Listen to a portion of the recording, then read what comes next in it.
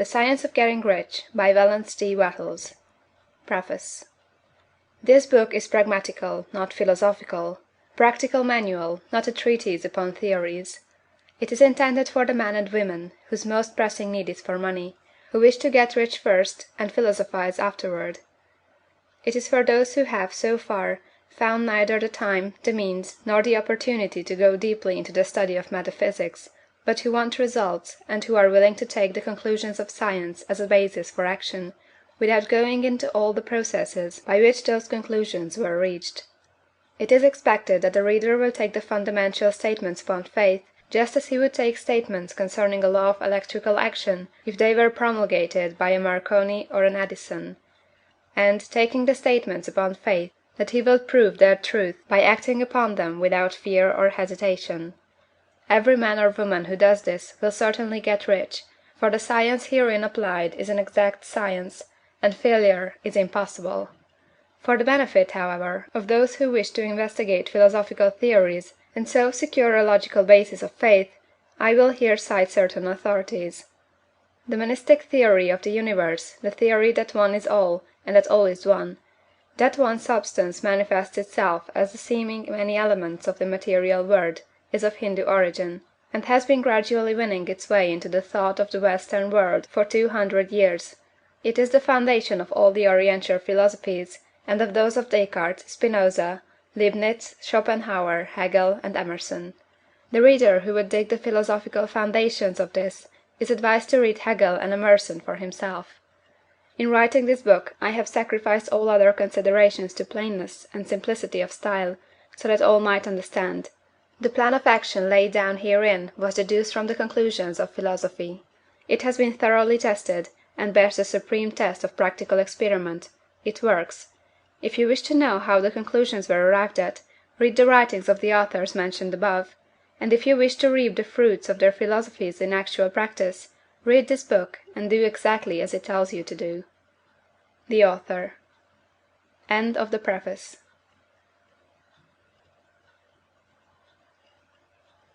Chapter I of The Science of Getting Rich by Wallace D. Wattles. This recording is in the public domain. Chapter I. The Right to be Rich. Whatever may be said in praise of poverty, the fact remains that it is not possible to live a really complete or successful life unless one is rich. No man can rise to his greatest possible height in talent or soul development unless he has plenty of money, for to unfold the soul and to develop talent he must have many things to use, and he cannot have these things unless he has money to buy them with. A man develops in mind, soul, and body by making use of things, and society is so organized that man must have money in order to become the possessor of things. Therefore, the basis of all advancement for man must be the science of getting rich. The object of all life is development, and everything that lives has an inalienable right to all the development it is capable of attaining. Man's right to life means his right to have the free and unrestricted use of all the things which may be necessary to his fullest mental, spiritual, and physical unfoldment, or, in other words, his right to be rich. In this book I shall not speak of riches in a figurative way. To be really rich does not mean to be satisfied or contented with a little. No man ought to be satisfied with a little if he is capable of using and enjoying more. The purpose of nature is the advancement and unfoldment of life, and every man should have all that can contribute to the power, elegance, beauty, and richness of life. To be content with less is sinful. The man who owns all he wants for the living of all the life he is capable of living is rich, and no man who has not plenty of money can have all he wants.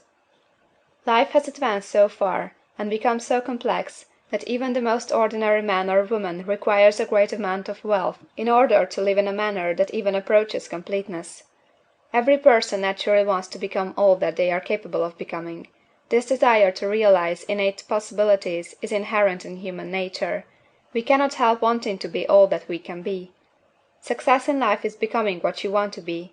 You can become what you want to be only by making use of things, and you can have the free use of things only as you become rich enough to buy them.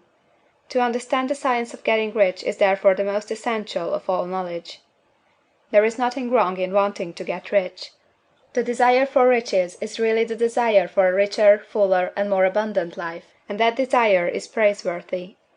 The man who does not desire to live more abundantly is abnormal, and so the man who does not desire to have money enough to buy all he wants is abnormal. There are three motives for which we live. We live for the body, we live for the mind, we live for the soul. No one of these is better or holier than the other.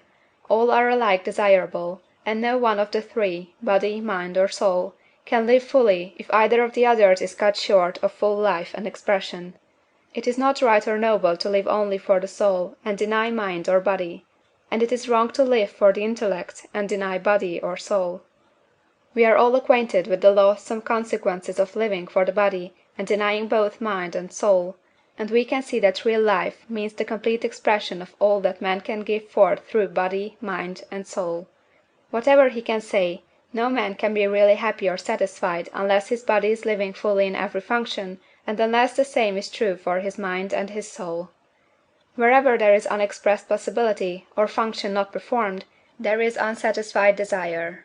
Desire is possibility seeking expression, or function seeking performance. Man cannot live fully in body without good food, comfortable clothing, and warm shelter, and without freedom from excessive toil.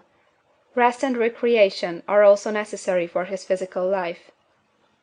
He cannot live fully in mind without books and time to study them, without opportunity to travel and observation, or without intellectual companionship.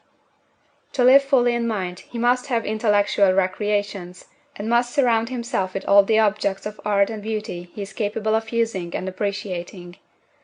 To live fully in soul, man must have love, and love is denied expression by poverty. A man's highest happiness is found in the bestowal of benefits on those he loves. Love finds its most natural and spontaneous expression in giving. The man who has nothing to give cannot fill his place as a husband or father, as a citizen, or as a man. It is in the use of material things that a man finds full life for his body, develops his mind, and unfolds his soul. It is therefore of supreme importance to him that he should be rich. It is perfectly right that you should desire to be rich.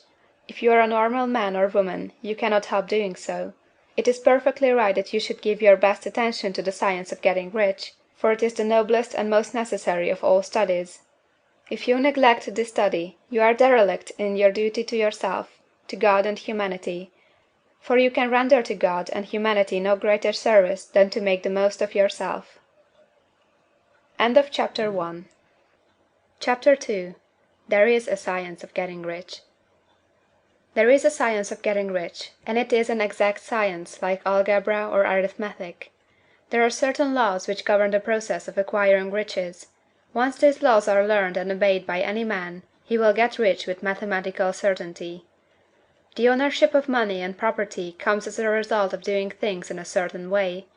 Those who do things in this certain way, whether on purpose or accidentally, get rich, while those who do not do things in this certain way, no matter how hard they work, or how able they are, remain poor. It is a natural law that like causes always produce like effects, and therefore any man or woman who learns to do things in this certain way will infallibly get rich. That the above statement is true is shown by the following facts. Getting rich is not a matter of environment, for, if it were, all the people in certain neighborhoods would become wealthy, the people of one city would be all rich, while those of other towns would all be poor, or the inhabitants of one state would roll in wealth, while those of an adjoining state would be in poverty. But everywhere we see rich and poor living side by side, in the same environment, and often engaged in the same vocations. When two men are in the same locality, and in the same business, and one gets rich while the other remains poor, it shows that getting rich is not primarily a matter of environment. Some environments may be more favorable than others, but when two men in the same business are in the same neighborhood, and one gets rich while the other fails, it indicates that getting rich is a result of doing things in a certain way. And further, the ability to do things in this certain way is not due solely to the possession of talent, for many people who have great talent remain poor, while others who have very little talent get rich. Studying the people who have got rich, we find that they are an average lot in all respects, having no greater talents or abilities than other men. It is evident that they do not get rich because they possess talents or abilities that other men have not, but because they happen to do things in a certain way. Getting rich is not the result of saving or thrift. Many very penurious people are poor, while free spenders often get rich. Nor is getting rich due to doing things which others fail to do, for two men in the same business often do almost exactly the same things, and one gets rich while the other remains poor or becomes bankrupt.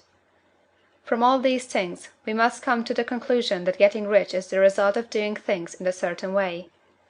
If getting rich is the result of doing things in a certain way, and if like causes always produce like effects, then any man or woman who can do things in that way can become rich, and the whole matter is brought within the domain of exact science. The question arises here, whether this certain way may not be so difficult that only a few may follow it. This cannot be true, as we have seen, so far as natural ability is concerned. Talented people get rich, and blockheads get rich. Intellectually brilliant people get rich, and very stupid people get rich. Physically strong people get rich, and weak and sickly people get rich. Some degree of ability to think and understand is, of course, essential. But in so far natural ability is concerned, any man or woman who has sense enough to read and understand these words can certainly get rich. Also, we have seen that it is not a matter of environment. Location counts for something. One would not go to the heart of the Sahara and expect to do successful business. Getting rich involves the necessity of dealing with men, and of being where there are people to deal with. And if these people are inclined to deal in the way you want to deal, so much the better. But that is about as far as environment goes. If anybody else in your town can get rich, so can you. And if anybody else in your state can get rich, so can you. Again, it is not a matter of choosing some particular business or profession. People get rich in every business and in every profession, while their next door neighbors on the same vocation remain in poverty. It is true that you will do best in a business which you like, and which is congenial to you. And if you have certain talents which are well developed, you will do best in a business which calls for the exercise of those talents. Also, you will do best in a business which is suited to your locality. An ice cream parlor would do better in a warm climate than in Greenland, and a salmon fishery would succeed better in the Northwest than in Florida, where there are no salmon. But, aside from these general limitations, getting rich is not dependent upon your engaging in some particular business, but upon your learning to do things in a certain way. If you are now in business and everybody else in your locality is getting rich in the same business while you are not getting rich, it is because you are not doing things in the same way that the other person is doing them. No one is prevented from getting rich by lack of capital. True, as you get capital the increase becomes more easy and rapid, but one who has capital is already rich, and does not need to consider how to become so. No matter how poor you may be, if you begin to do things in a certain way, you will begin to get rich, and you will begin to have capital. The getting of capital is a part of the process of getting rich, and it is a part of the result which invariably follows the doing of things in a certain way. You may be the poorest man on the continent, and be deeply in debt. You may have neither friends, influence, nor resources, but if you begin to do things in this way, you must infallibly begin to get rich, for like causes must produce like effects. If you have no capital, you can get capital. If you are in the wrong business, you can get into the right business. If you are in the wrong location, you can go to the right location, and you can do so by beginning in your present business and in your present location to do things in the certain way which causes success. End of Chapter 2. Chapter 3. Is Opportunity Monopolized? No man is kept poor because opportunity has been taken away from him, because other people have monopolized the wealth, and have put a fence around it. You may be shut off from engaging in business in certain lines, but there are other channels open to you. Probably it would be hard for you to get control of any of the great railroad systems. That field is pretty well monopolized. But the electric railway business is still in its infancy, and offers plenty of scope for enterprise, and it will be but a few years until traffic and transportation through the air will become a great industry, and in all its branches will give employment to hundreds of thousands and perhaps to millions of people. Why not turn your attention to the development of aerial transportation, instead of competing with J. Hill and others for a chance in the steam railway world? It is quite true that if you are a workman in the employ of the Steel Trust, you have very little chance of becoming the owner of the plant in which you work. But it is also true that if you will commence the act in a certain way, you can soon leave the employ of the Steel Trust. You can buy a farm of from 10 to 40 acres, and engage in business as a producer of foodstuffs. There is great opportunity at this time for men who will live upon small tracts of land and cultivate the same intensively. Such men will certainly get rich. You may say that it is impossible for you to get the land, but I am going to prove to you that it is not impossible, and that you can certainly get a farm if you will go to work in a certain way. At different periods the tide of opportunity sets in different directions, according to the needs of the whole, and the particular state of social evolution which has been reached. At present, in America, it is setting toward agriculture and the allied industries and professions. Today, opportunity is open before the factory worker in his line. It is open before the business man who supplies the farmer more than before the one who supplies the factory worker, and before the professional man who waits upon the farmer more than before the one who serves the working class. There is abundance of opportunity for the man who will go with the tide, instead of trying to swim against it. So the factory workers, either as individuals or as a class, are not deprived of opportunity. The workers are not being kept down by their masters. They are not being ground by the trusts and combinations of capital. As a class, they are where they are because they do not do things in a certain way. If the workers of America chose to do so, they could follow the example of their brothers in Belgium and other countries, and establish great department stores and cooperative industries. They could elect men of their own class to office, and pass laws favoring the development of such cooperative industries, and in a few years they could take peaceable possession of the industrial field. The working class may become the master class whenever they will begin to do things in a certain way. The law of wealth is the same for them as it is for all others. This they must learn, and they will remain where they are as long as they continue to do as they do. The individual worker, however, is not held down by the ignorance or the mental slothfulness of his class. He can follow the tide of opportunity to riches, and this book will tell them how. No one is kept in poverty by a shortness in the supply of riches. There is more than enough for all. A palace as large as the Capitol at Washington might be built for every family on earth from the building material in the United States alone, and under intensive cultivation this country would produce wool, cotton, linen, and silk enough to clothe each person in the world finer than Solomon was arrayed in all his glory, together with food enough to feed them all luxuriously. The visible supply is practically inexhaustible, and the invisible supply really is inexhaustible.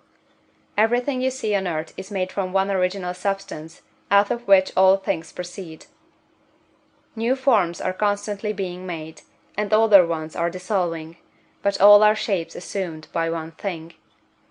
There is no limit to the supply of formless stuff, or original substance. The universe is made out of it, but it was not all used in making the universe. The spaces in, through, and between the forms of the visible universe are permeated and filled with the original substance, with the formless stuff, with the raw material of all things. 10,000 times as much as has been made might still be made, and even then we should not have exhausted the supply of universal raw material. No man, therefore, is poor because nature is poor, or because there is not enough to go around. Nature is an inexhaustible storehouse of riches. The supply will never run short. Original substance is alive with creative energy, and is constantly producing more forms. When the supply of building material is exhausted, more will be produced. When the soil is exhausted, so that foodstuffs and materials for clothing will no longer grow upon it, it will be renewed, or more soil will be made. When all the gold and silver has been dug from the earth, if man is still in such a stage of social development that he needs gold and silver, more will be produced from the formless. The formless stuff responds to the needs of man, it will not let him be without any good thing. This is true of man collectively. The race as a whole is always abundantly rich, and if individuals are poor, it is because they do not follow the certain way of doing things which makes the individual man rich. The formless stuff is intelligent. It is stuff which thinks. It is alive, and is always impelled toward more life. It is the natural and inherent impulse of life to seek to live more. It is the nature of intelligence to enlarge itself, and of consciousness to seek to extend its boundaries and find fuller expression. The universe of forms has been made by formless living substance, throwing itself into form in order to express itself more fully. The universe is a great living presence. always moving inherently toward more life and fuller functioning. Nature is formed for the advancement of life; its impelling motive is the increase of life. For this cause, everything which can possibly minister to life is bountifully provided; there can be no lack unless God is to contradict himself and nullify his own works. You are not kept poor by lack in the supply of riches. It is a fact that I shall demonstrate a little farther on, that even the resources of the formless supply are at the command of the man or woman who will act and think in a certain way. CHAPTER IV. The first principle in the science of getting rich. Thought is the only power which can produce tangible riches from the formless substance. The stuff from which all things are made is a substance which thinks, and the thought of form in this substance produces the form. Original substance moves according to its thoughts. Every form and process you see in nature is the visible expression of a thought in original substance. As the formless stuff thinks of a form, it takes that form; as it thinks of a motion, it makes that motion. That is the way all things were created. We live in a thought world, which is part of a thought universe. The thought of a moving universe extended throughout formless substance, and the thinking stuff moving according to that thought took the form of systems of planets, and maintains that form. Thinking substance takes the form of its thought, and moves according to the thought. Holding the idea of a circling system of suns and worlds, it takes the form of these bodies, and moves them as it thinks. Thinking the form of a slow-growing oak tree, it moves accordingly, and produces the tree, though centuries may be required to do the work. In creating, the formless seems to move according to the lines of motion it has established.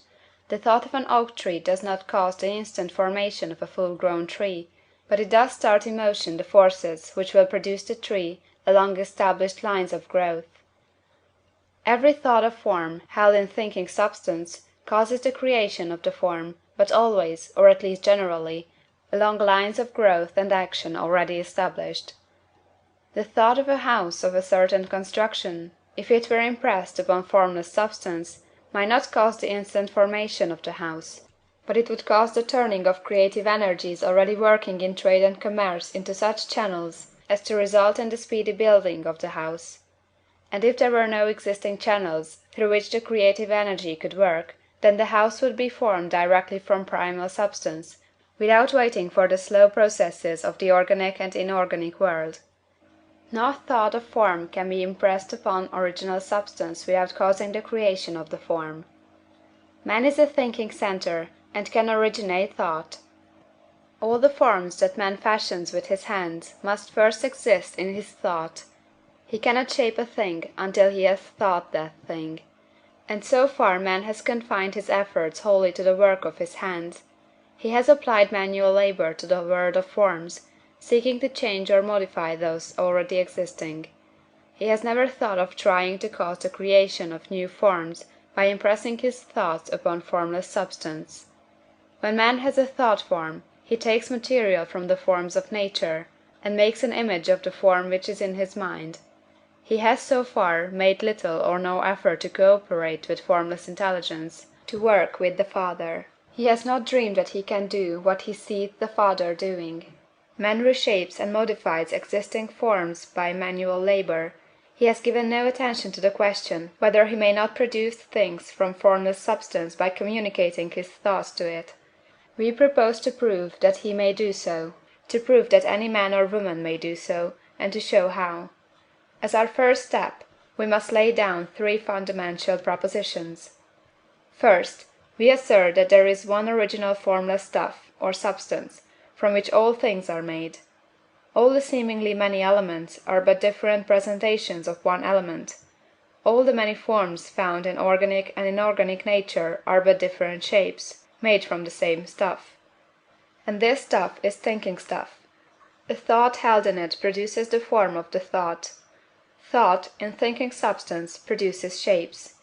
Man is a thinking centre, capable of original thought. If man can communicate his thought to original thinking substance, he can cause the creation or formation of the thing he thinks about. To summarize this, there is a thinking stuff from which all things are made, and which, in its original state, permeates, penetrates, and fills the interspaces of the universe. A thought, in this substance, produces the thing that is imaged by the thought. Man can form things in his thought, and, by impressing his thought upon formless substance, can cause the thing he thinks about to be created. It may be asked if I can prove these statements, and without going into details, I answer that I can do so, both by logic and experience. Reasoning back from the phenomena of form and thought, I come to one original thinking substance, and reasoning forward from this thinking substance, I come to man's power to cause the formation of the thing he thinks about. And, by experiment, I find the reasoning true, and this is my strongest proof. If one man who reads this book gets rich by doing what it tells him to do, that is evidence in support of my claim. But if every man who does what it tells him to do gets rich, that is positive proof until someone goes through the process and fails. The theory is true until the process fails, and this process will not fail, for every man who does exactly what this book tells him to do will get rich. I have said that men get rich by doing things in a certain way, and in order to do so, man must become able to think in a certain way. A man's way of doing things is the direct result of the way he thinks about things. To do things in a way you want to do them, you will have to acquire the ability to think the way you want to think. This is the first step toward getting rich. To think what you want to think is to think truth, regardless of appearances. Every man has the natural and inherent power to think what he wants to think, but it requires far more effort to do so than it does to think the thoughts which are suggested by appearances. To think according to appearance is easy. To think truth, regardless of appearances, is laborious, and requires the expenditure of more power than any other work man is called upon to perform. There is no labor from which most people shrink as they do from that of sustained and consecutive thought. It is the hardest work in the world. This is especially true when truth is contrary to appearances. Every appearance in the visible world tends to produce a corresponding form in the mind which observes it, and this can only be prevented by holding the thought of the truth. To look upon the appearance of disease will produce the form of disease in your own mind, and ultimately in your body, unless you hold the thought of the truth, which is that there is no disease, it is only an appearance, and the reality is health. To look upon the appearances of poverty will produce corresponding forms in your own mind, unless you hold to the truth that there is no poverty, there is only abundance. To think health when surrounded by the appearances of disease, or to think riches when in the midst of appearances of poverty, requires power. But he who acquires this power becomes a master mind. He can conquer fate, he can have what he wants. This power can only be acquired by getting hold of the basic fact which is behind all appearances, and that fact is that there is one thinking substance from which and by which all things are made. Then we must grasp the truth that every thought held in this substance becomes a form, and that man can so impress his thoughts upon it as to cause them to take form and become visible things. When we realize this, we lose all doubt and fear, for we know that we can create we want to create, we can get what we want to have, and can become what we want to be. As a first step toward getting rich, you must believe the three fundamental statements given previously in this chapter, and in order to emphasize them, I repeat them here. There is a thinking stuff from which all things are made, and which, in its original state, permeates, penetrates, and fills the interspaces of the universe. A thought, in this substance, produces the thing that is imaged by the thought. Man can form things in his thought, and, by impressing his thought upon formless substance, can cause the thing he thinks about to be created. You must lay aside all other concepts of the universe than this monistic one, and you must dwell upon this until it is fixed in your mind, and has become your habitual thought. Read these creed statements over and over again, fix every word upon your memory, and meditate upon them until you firmly believe what they say. If a doubt comes to you, cast it aside as a sin. Do not listen to arguments against this idea. Do not go to churches or lectures where a contrary concept of things is taught or preached. Do not read magazines or books which teach a different idea. If you get mixed up in your faith, all your efforts will be in vain. Do not ask why these things are true, nor speculate as to how they can be true. Simply take them on trust. The science of getting rich begins with the absolute acceptance of this faith. CHAPTER V. Increasing Life. You must get rid of the last vestige of the old idea that there is a Deity whose will it is that you should be poor, or whose purposes may be served by keeping you in poverty. The intelligent substance which is all, and in all, and which lives in all, and lives in you, is a consciously living substance. Being a consciously living substance, it must have the nature and inherent desire of every living intelligence for increase of life. Every living thing must continually seek for the enlargement of its life, because life, in the mere act of living, must increase itself. A seed, dropped into the ground, springs into activity, and in the act of living produces 100 more seeds. Life, by living, multiplies itself. It is forever becoming more. It must do so if it continues to be at all. Intelligence is under the same necessity for continuous increase. Every thought we think makes it necessary for us to think another thought. Consciousness is continually expanding. Every fact we learn leads us to the learning of another fact. Knowledge is continually increasing. Every talent we cultivate brings to the mind the desire to cultivate another talent. We are subject to the urge of life, seeking expression, which ever drives us on to know more, to do more, and to be more. In order to know more, do more, and be more, we must have more. We must have things to use, for we learn, and do, and become, only by using things. We must get rich, so that we can live more. The desire for riches is simply the capacity for larger life seeking fulfillment. Every desire is the effort of an unexpressed possibility to come into action. It is power seeking to manifest which causes desire. That which makes you want more money is the same as that which makes the plant grow. It is life, seeking fuller expression. The one living substance must be subject to this inherent law of all life. It is permeated with the desire to live more. That is why it is under the necessity of creating things. The one substance desires to live more in you, hence it wants you to have all the things you can use. It is the desire of God that you should get rich.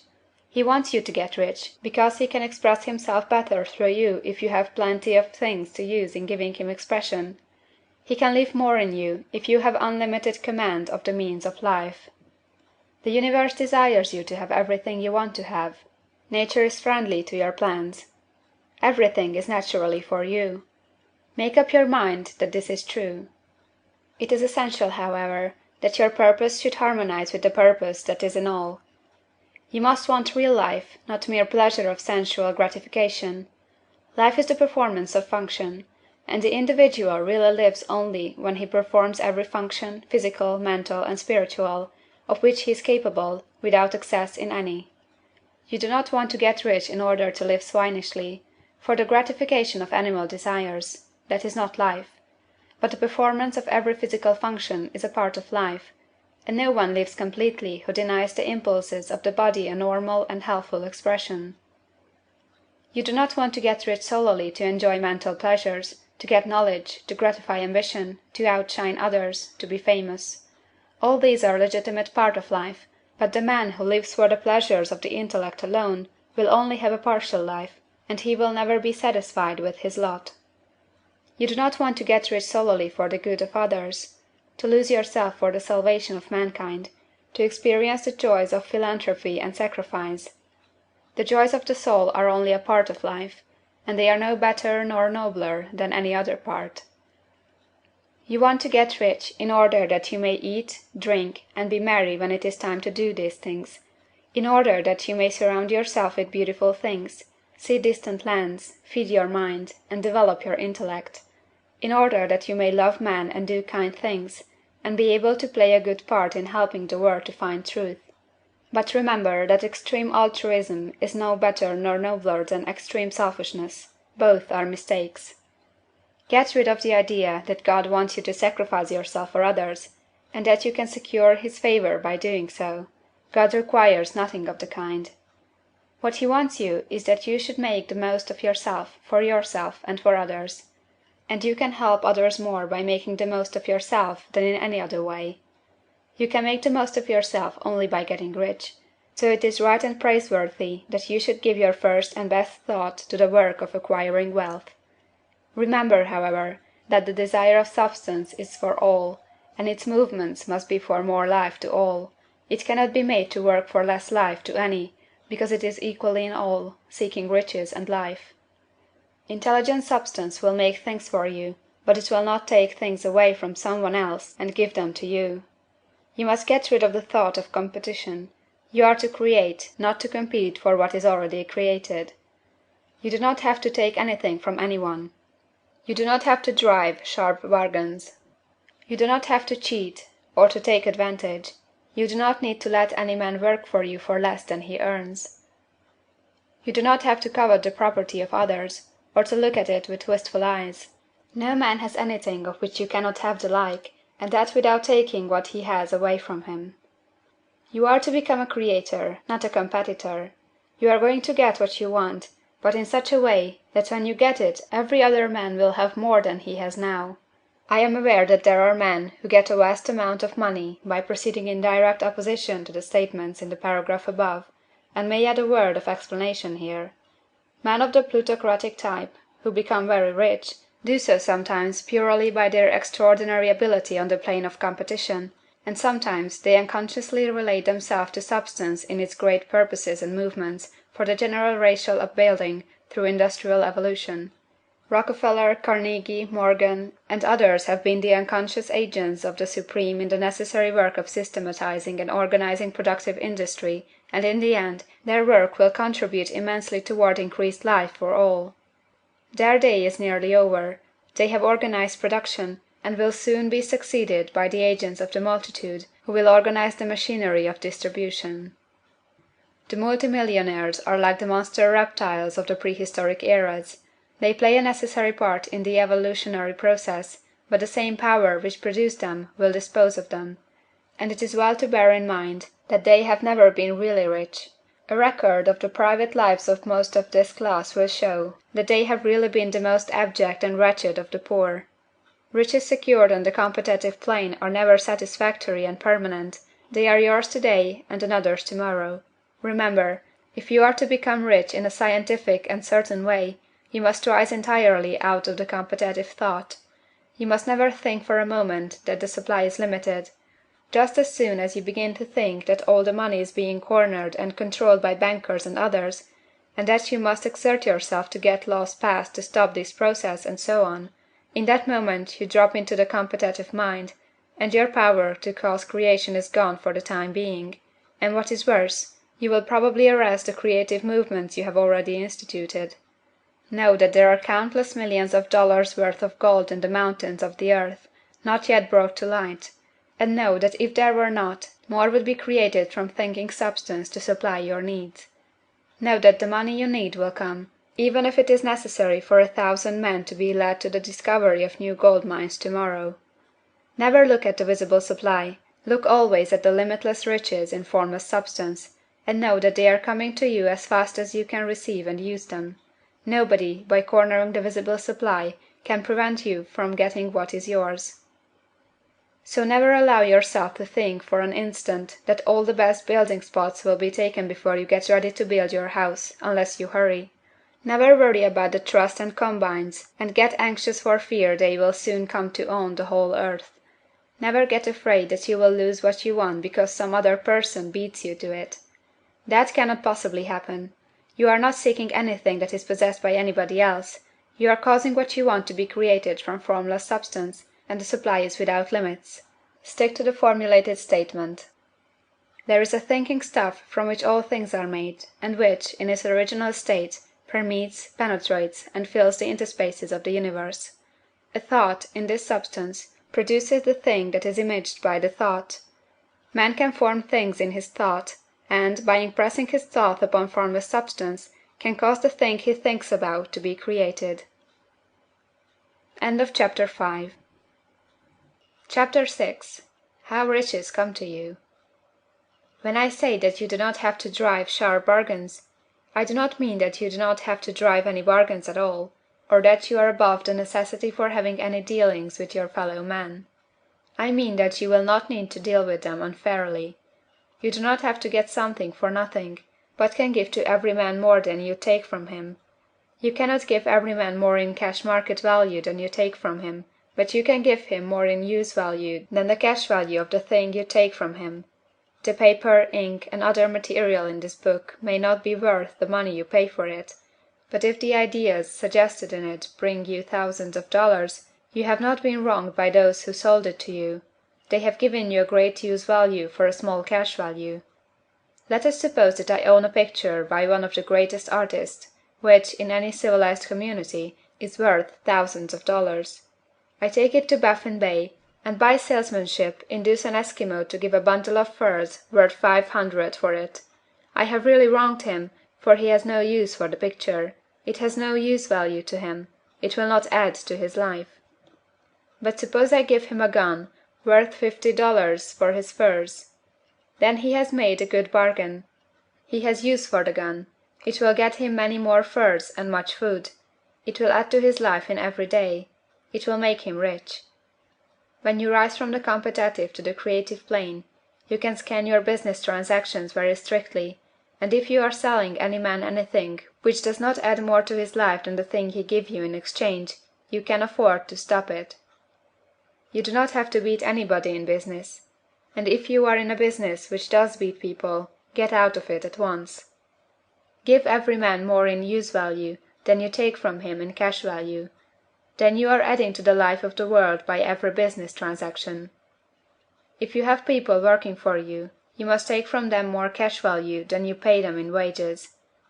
But you can so organize your business that it will be filled with the principle of advancement, and so that each employee who wishes to do so may advance a little every day. You can make your business do for your employees what this book is doing for you. You can so conduct your business that it will be a sort of ladder, by which every employee who will take the trouble may climb to riches himself, and given the opportunity, if he will not do so, it is not your fault. And finally, because you are to cause the creation of your riches from formless substance which permeates all your environment, it does not follow that they are to take shape from the atmosphere and come into being before your eyes. If you want a sewing machine, for instance, I do not mean to tell you that you are to impress the thought of a sewing machine on thinking substance until the machine is formed without hands, in the room where you sit or elsewhere. But if you want a sewing machine, hold the mental image of it with the most positive certainty that it is being made, or is on its way to you. After once forming the thought, have the most absolute and unquestioning faith that a sewing machine is coming.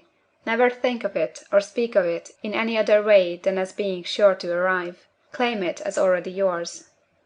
It will be brought to you by the power of the Supreme Intelligence acting upon the minds of men. If you live in Maine, it may be that a man will be brought from Texas or Japan to engage in some transaction which will result in your getting what you want. If so, the whole matter will be as much to that man's advantage as it is to yours. Do not forget for a moment that the thinking substance is through all, in all, communicating with all, and can influence all. The desire of thinking substance for fuller life and better living has caused the creation of all the sewing machines already made, and it can cause the creation of millions more, and will, whenever men set it in motion by desire and faith, and by acting in a certain way. You can certainly have a sewing machine in your house, and it is just as certain that you can have any other thing or things which you want, and which you will use for the advancement of your own life and the lives of others. You need not hesitate about asking largely. It is your Father's pleasure to give you the kingdom, said Jesus. Original substance wants to live all that is possible in you, and wants you to have all that you can or will use for the living of the most abundant life. If you fix upon your consciousness the fact that the desire you feel for the possession of riches is one with the desire of omnipotence for more complete expression, your faith becomes invincible. Once I saw a little boy sitting at a piano and vainly trying to bring harmony out of the keys, and I saw that he was grieved and provoked by his inability to play real music. I asked him the cause of this vexation, and he answered, "I can feel the music in me, but I can't make my hands go right." The music in him was the urge of original substance, containing all the possibilities of all life. All that there is of music was seeking expression through the child. God, the one substance, is trying to live and do and enjoy things through humanity. He is saying, I want hands to build wonderful structures, to play divine harmonies, to paint glorious pictures. I want feet to run my errands, eyes to see my beauties, tongues to tell mighty truths, and to sing marvelous songs, and so on. All that there is of possibility is seeking expression through man. God wants those who can play music to have pianos and every other instrument, and to have the means to cultivate their talents to the fullest extent. He wants those who can appreciate beauty to be able to surround themselves with beautiful things. He wants those who can discern the truth to have every opportunity to travel and observe. He wants those who can appreciate dress to be beautifully clothed, and those who can appreciate good food to be luxuriously fed. He wants all these things, because it is himself that enjoys and appreciates them. It is God who wants to play, and sing, and enjoy beauty, and proclaim truth, and wear fine clothes, and eat good foods. It is God that worketh in you to will and to do, said Paul. The desire you feel for riches is the infinite seeking to express himself in you, as he sought to find expression in the little boy at the piano. So you need not hesitate to ask largely. Your part is to focalize and express the desire to God. This is a difficult point with most people. They retain something of the old idea that poverty and self-sacrifice are pleasing to God. They look upon poverty as a part of the plan, a necessity of nature. They have the idea that God has finished his work, and made all that he can make, and that the majority of men must stay poor, because there is not enough to go around. They hold so much to this erroneous thought that they feel ashamed to ask for wealth. They try not to want more than a very modest competence, just enough to make them fairly comfortable. I recall now a case of one student who was told that he must get in mind a clear picture of the things he desired, so that the creative thought of them might be impressed on formless substance. He was a very poor man, living in a rented house, and having only what he earned from day to day, and he could not grasp the fact that all wealth was his. So, after thinking the matter over, he decided that he might reasonably ask for a new rug on the floor of his best room and an anthracite coal stove to heat the house during the cold winter. Following the instructions given in this book, he obtained these things in a few months, and then it dawned upon him that he had not asked enough. He went through the house in which he lived, and planned all the improvements he would like to make in it. He mentally added a bay window here, a room there, until it was complete in his mind as his ideal home, and then he planned its furnishings. Holding the whole picture in his mind, he began living in the certain way, and moving toward what he wanted, and he owns the house now, and is rebuilding it after the form of his mental image, and now, with still larger faith, he is going on to get greater things. It has been unto him according to his faith, and it is so with you and with all of us. End of Chapter 6. Chapter 7. Gratitude. The illustrations given in the last chapter will have conveyed to the reader the fact that the first step toward getting rich is to convey the idea of your wants to the formless substance. This is true, and you will see that in order to do so, it becomes necessary to relate yourself to the formless intelligence in a harmonious way. To secure this harmonious relation is a matter of such primary and vital importance that I shall give some space to its discussion here, and give you instructions which, if you will follow them, will be certain to bring you into perfect unity of mind with God. The whole process of mental adjustment and atonement can be summed up in one word: gratitude. First, you believe that there is one intelligent substance, from which all things proceed. Second, you believe that this substance gives you everything you desire. And third, you relate yourself to it by a feeling of deep and profound gratitude. Many people who order their lives rightly in all other ways are kept in poverty by their lack of gratitude. Having received one gift from God, they cut the wires which connect them with Him by failing to make acknowledgment. It is easy to understand that the nearer we live to the source of wealth, the more wealth we shall receive. And it is easy also to understand that the soul that is always grateful lives in closer touch with God than the one which never looks to Him in thankful acknowledgment. The more gratefully we fix our minds on the Supreme when good things come to us, the more good things we will receive, and the more rapidly they will come. And the reason simply is that the mental attitude of gratitude draws the mind into closer touch with the source from which the blessings come. If it is a new thought to you, that gratitude brings your whole mind into closer harmony with the creative energies of the universe, consider it well, and you will see that it is true. The good things you already have come to you along the line of obedience to certain laws. Gratitude will lead your mind out along the ways by which things come, and it will keep you in close harmony with creative thought and prevent you from falling into competitive thought.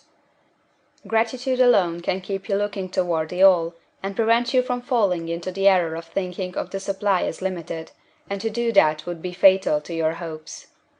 There is a law of gratitude, and it is absolutely necessary that you should observe the law, if you are to get the results you seek. The law of gratitude is the natural principle that action and reaction are always equal, and in opposite directions. The grateful outreaching of your mind in thankful praise to the Supreme is a liberation or expenditure of force. It cannot fail to reach that to which it addressed, and the reaction is an instantaneous movement towards you. Draw nigh unto God, and he will draw nigh unto you. That is a statement of psychological truth. And if your gratitude is strong and constant, the reaction in formless substance will be strong and continuous. The movement of the things you want will be always toward you. Notice the grateful attitude that Jesus took, how he always seems to be saying, I thank thee, Father, that thou hearest me. You cannot exercise much power without gratitude, for it is gratitude that keeps you connected with power. But the value of gratitude does not consist solely in getting you more blessings in the future. Without gratitude you cannot long keep from dissatisfied thought regarding things as they are. The moment you permit your mind to dwell with dissatisfaction upon things as they are, you begin to lose ground. You fix attention upon the common, the ordinary, the poor, and the squalid and mean, and your mind takes the form of these things. Then you will transmit these forms or mental images to the formless, and the common, the poor, the squalid, the mean will come to you. To permit your mind to dwell upon the inferior is to become inferior and to surround yourself with inferior things. On the other hand, to fix your attention on the best is to surround yourself with the best, and to become the best. The creative power within us makes us into the image of that to which we give our attention. We are thinking substance, and thinking substance always takes the form of that to which it thinks about.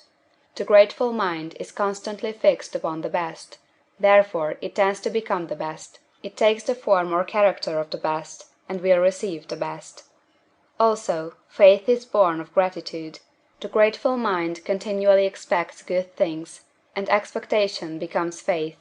The reaction of gratitude upon one's own mind produces faith, and every outgoing wave of grateful thanksgiving increases faith.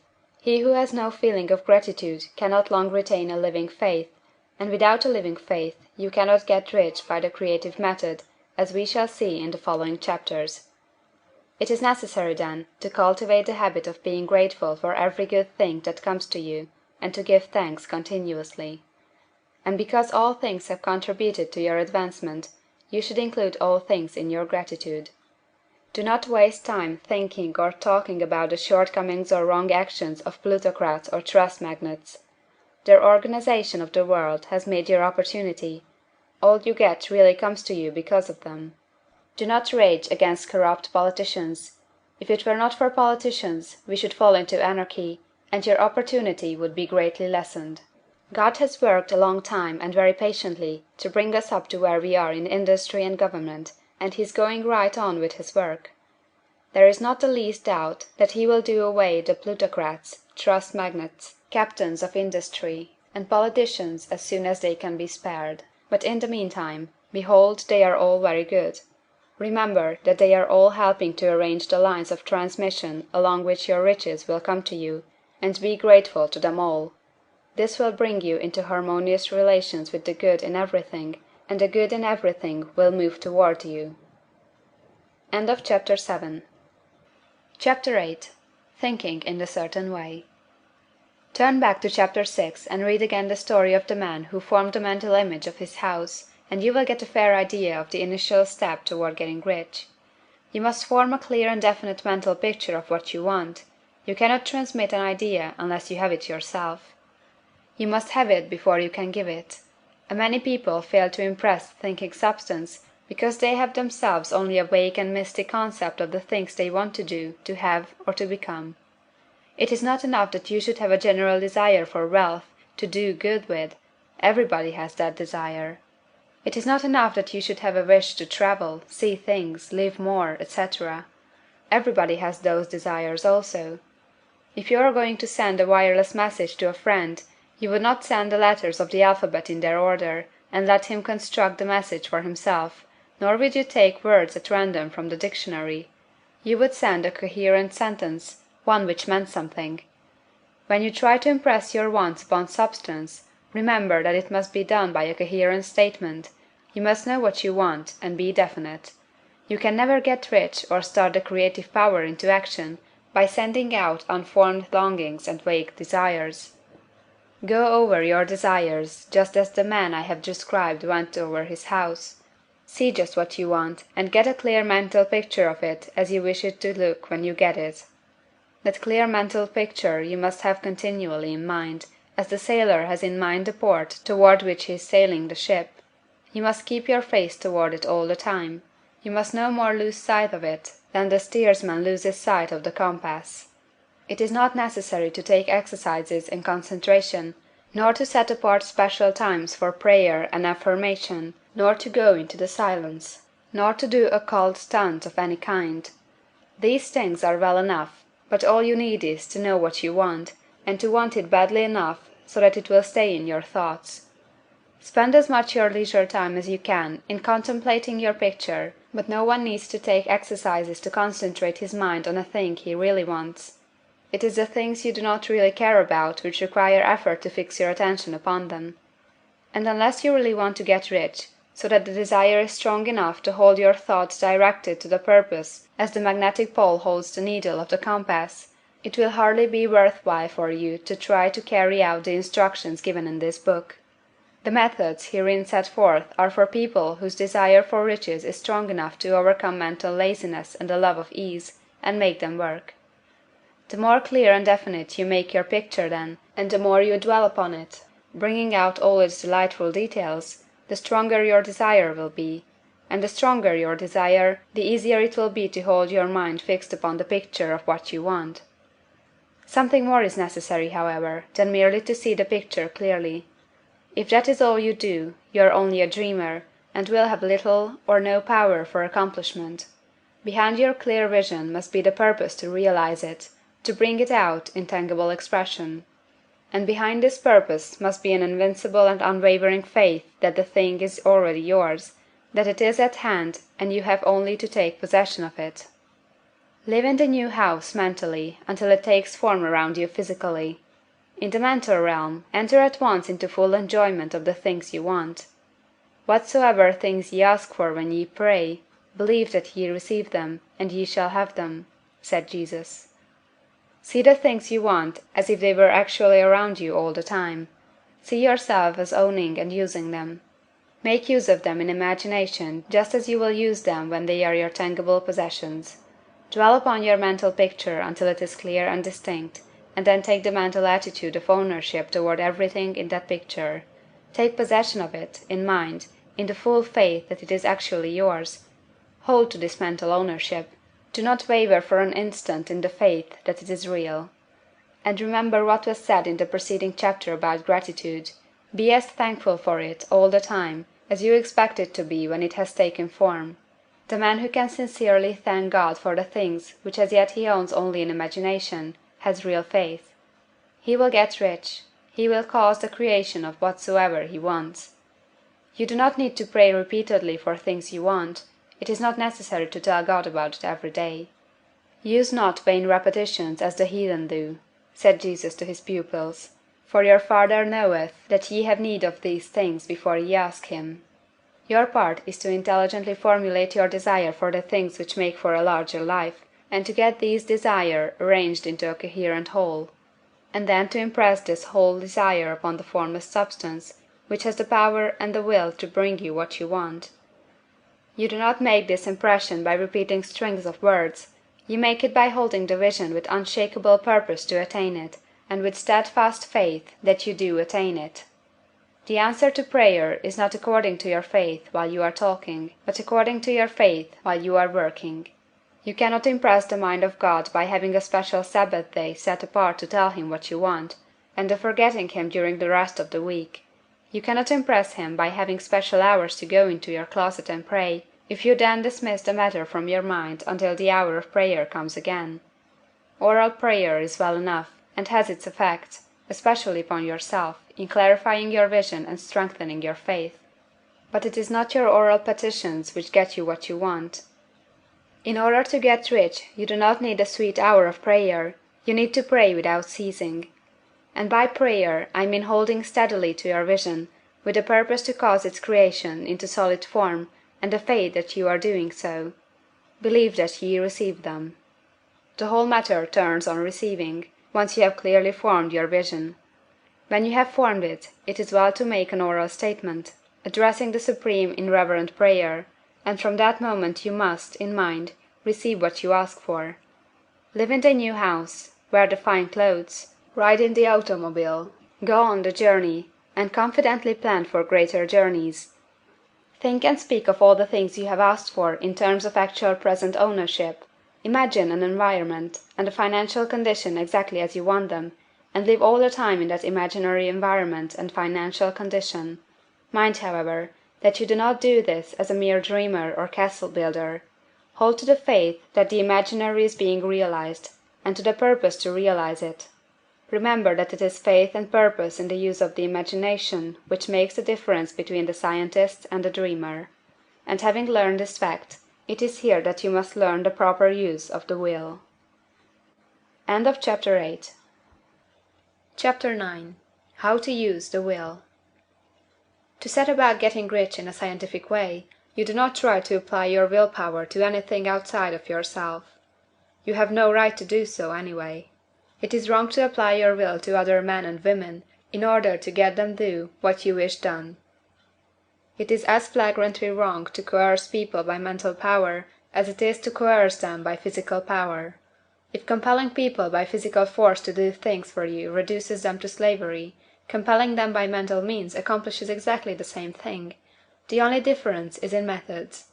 If taking things from people by physical force is robbery, then taking things by mental force is robbery also. There is no difference in principle. You have no right to use your willpower upon another person, even for his own good, for you do not know what is for his good. The science of getting rich does not require you to apply power or force to any other person, in any way whatsoever. There is not the slightest necessity for doing so. Indeed, any attempt to use your will upon others will only tend to defeat your purpose. You do not need to apply your will to things in order to compel them to come to you. That would simply be trying to coerce God, and would be foolish and useless, as well as irreverent. You do not have to compel God to give you good things, any more than you have to use your willpower to make the sun rise. You do not have to use your willpower to conquer an unfriendly deity, or to make stubborn and rebellious forces do your bidding. Substance is friendly to you, and is more anxious to give you what you want than you are to get it. To get rich, you need only to use your willpower upon yourself. When you know what to think or do, then you must use your will to compel yourself to think and do the right things. That is the legitimate use of the will in getting what you want, to use it in holding yourself to the right course. Use your will to keep yourself thinking and acting in a certain way. Do not try to project your will, or your thoughts, or your mind out into space, to act on things or people. Keep your mind at home. It can accomplish more there than elsewhere. Use your mind to form a mental image of what you want, and to hold that vision with faith and purpose. And use your will to keep your mind working in the right way. The more steady and continuous your faith and purpose, the more rapidly you will get rich, because you will make only positive impressions upon substance, and you will not neutralize or offset them by negative impressions. The picture of your desires, held with faith and purpose, is taken up by the Formless, and permits it to great distances throughout the universe for all I know. As this impression spreads, All things are set moving toward its realization. Every living thing, every inanimate thing, and the things yet uncreated, are stirred toward bringing into being that which you want. All force begins to be exerted in that direction, all things begin to move toward you. The minds of people, everywhere, are influenced toward doing the things necessary to the fulfilling of your desires, and they work for you unconsciously. But you can check all this by starting a negative impression in the formless substance. Doubt or unbelief is as certain to start a movement away from you as faith and purpose are to start one toward you. It is by not understanding this that most people who try to make use of mental science in getting rich make their failure. Every hour and moment you spend in giving heed to doubts and fears, every hour you spend in worry, every hour in which your soul is possessed by unbelief, sets a current away from you in the whole domain of intelligent substance. All the promises are unto them that believe, and unto them only. Notice how insistent Jesus was upon his point of belief, and now you know the reason why. Since belief is all important, it behooves you to guard your thoughts, and as your beliefs will be shaped in a very great extent by the things you observe and think about, it is important that you should command your attention. And here the will comes into use, for it is by your will that you determine upon what things your attention shall be fixed.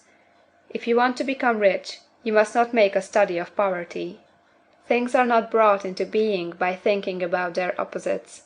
Health is never to be attained by studying disease and thinking about disease.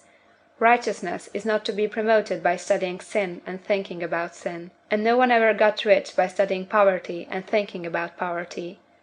Medicine as a science of disease has increased disease. Religion as science of sin has promoted sin.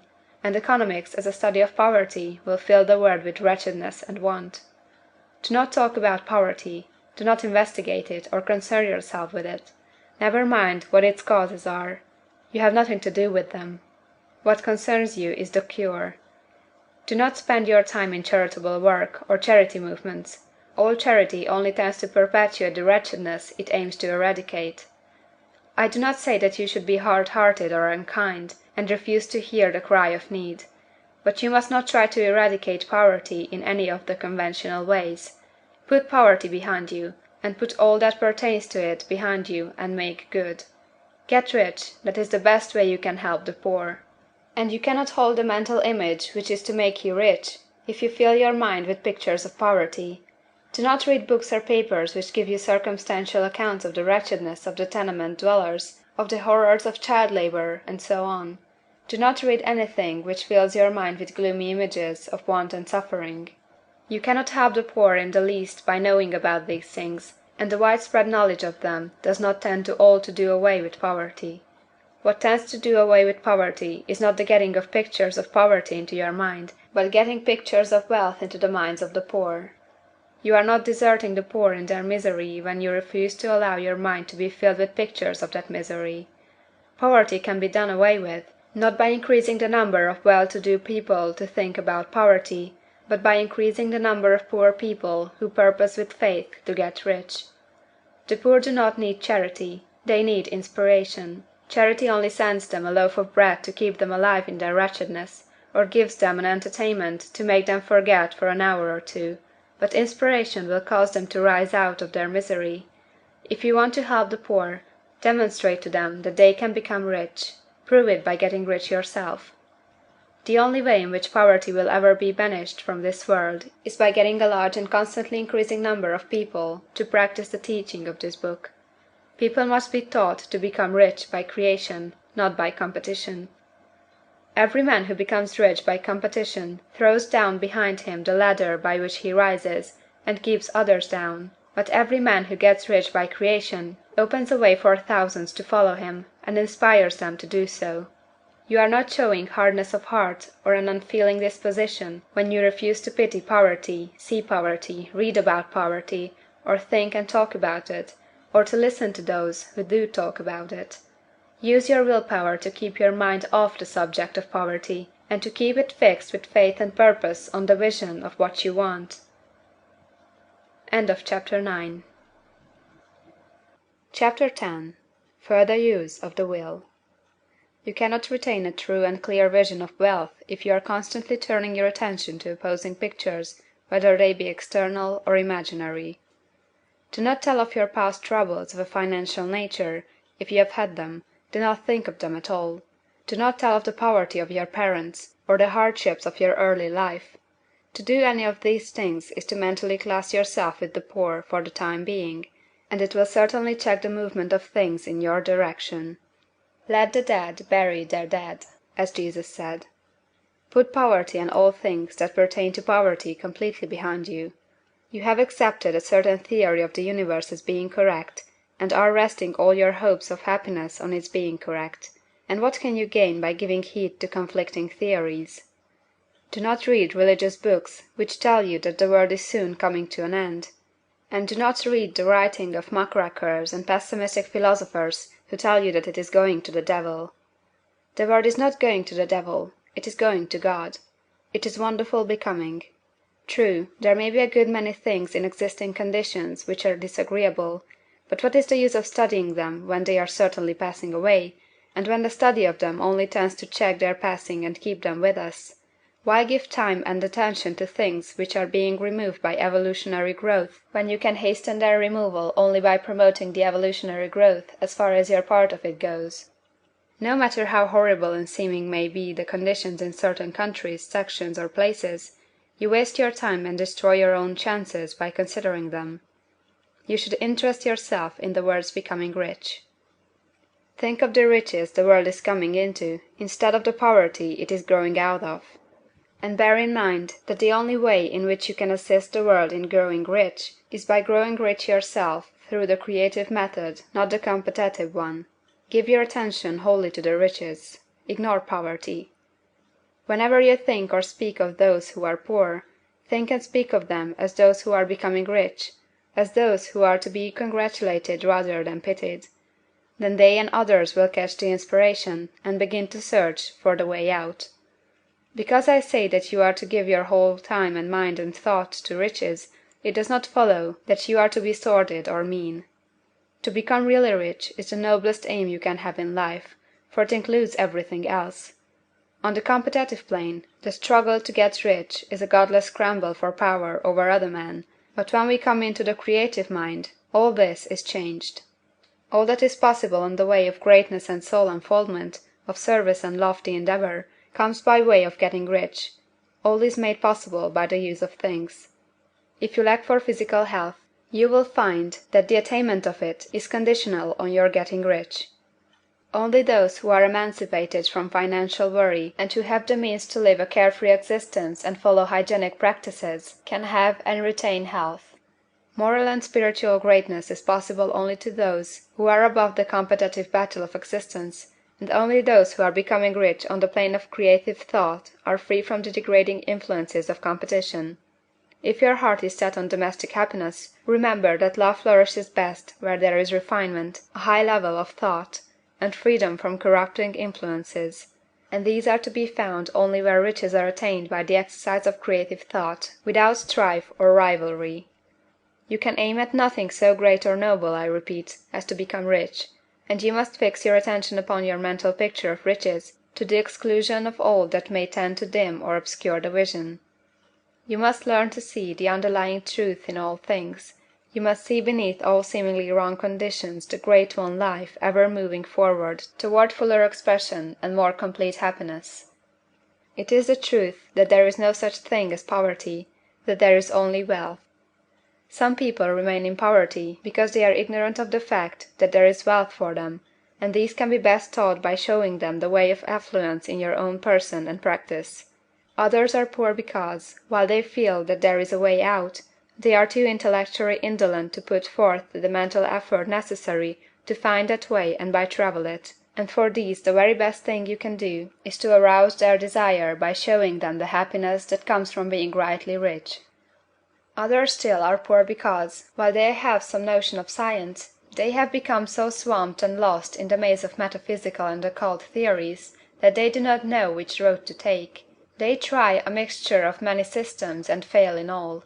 For these again the very best thing to do is to show the right way in your own person and practice, An ounce of doing things is worth a pound of theorizing. The very best thing you can do for the whole world is to make the most of yourself. You can serve God and man in no more effective way than by getting rich, that is, if you get rich by the creative method and not by the competitive one.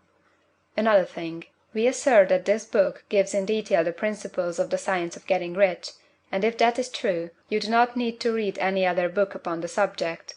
This may sound narrow and egoistical, but consider, there is no more scientific method of computation in mathematics than by addition, subtraction, multiplication, and division. No other method is possible. There can be but one shortest distance between two points. There is only one way to think scientifically, and that is to think in the way that leads to the most direct and simple route to the goal. No man has yet formulated a briefer or less complex system than the one set forth herein. It has been stripped of all non-essentials. When you commence on this, lay all others aside. Put them out of your mind altogether. Read this book every day, keep it with you, commit it to memory, and do not think about other systems and theories. If you do, you will begin to have doubts, and to be uncertain and wavering in your thought, and then you will begin to make failures. After you have made good and become rich, you may study other systems as much as you please, but until you are quite sure that you have gained what you want, do not read anything on this line but this book, unless it be the authors mentioned in the preface.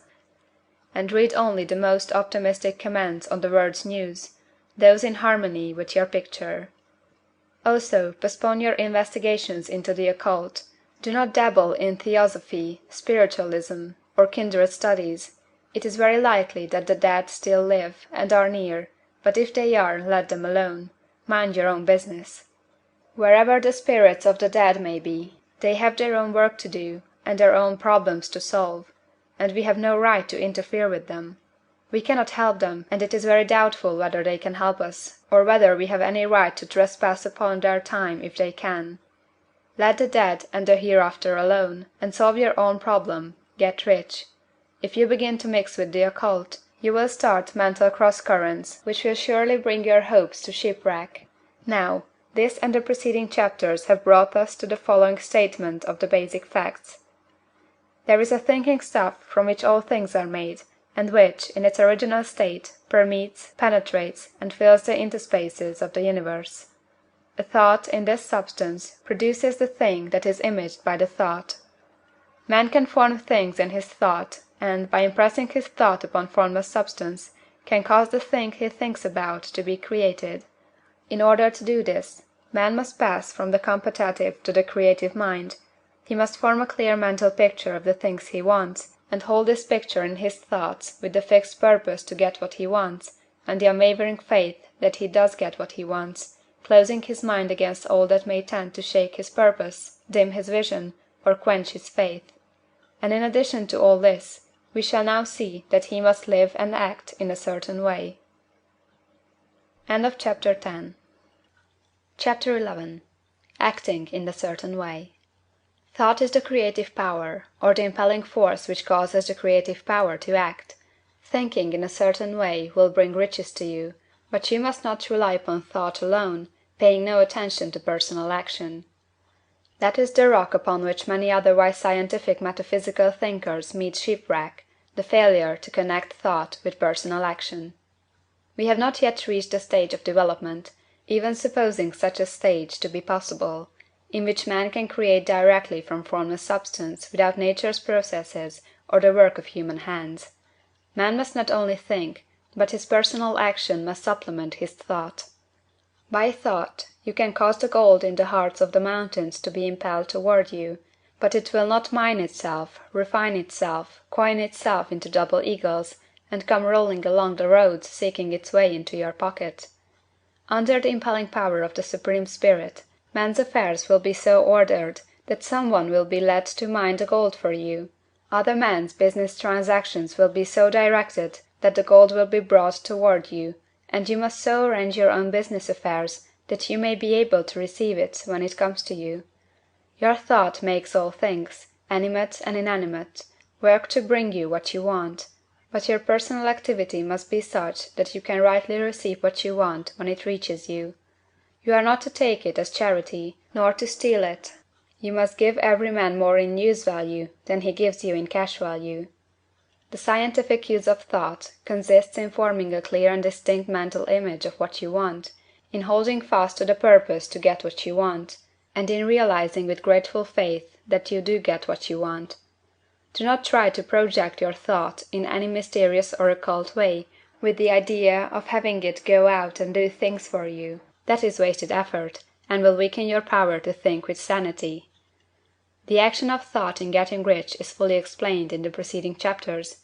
Your faith and purpose positively impress your vision upon formless substance, which has the same desire for more life that you have; and this vision, received from you, sets all the creative forces at work in and through their regular channels of action, but directed toward you.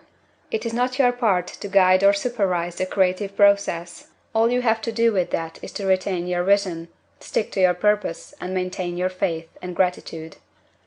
But you must act in a certain way, so that you can appropriate what is yours when it comes to you, so that you can meet the things you have in your picture, and put them in their proper places as they arrive. You can really see the truth of this. When things reach you, they will be in the hands of other men, who will ask an equivalent for them. And you can only get what is yours by giving the other man what is his. Your pocketbook is not going to be transformed into a Fortunatus purse, which shall be always full of money without effort on your part. This is a crucial point in the science of getting rich. Right here, when thought and personal action must be combined, there are very many people who, consciously or unconsciously, set the creative forces in action by the strength and persistence of their desires, but who remain poor because they do not provide for the reception of the thing they want when it comes.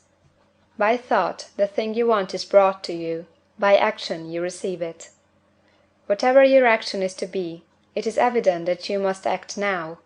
You cannot act in the past, and it is essential to the clearness of your mental vision that you dismiss the past from your mind. You cannot act in the future, for the future is not here yet.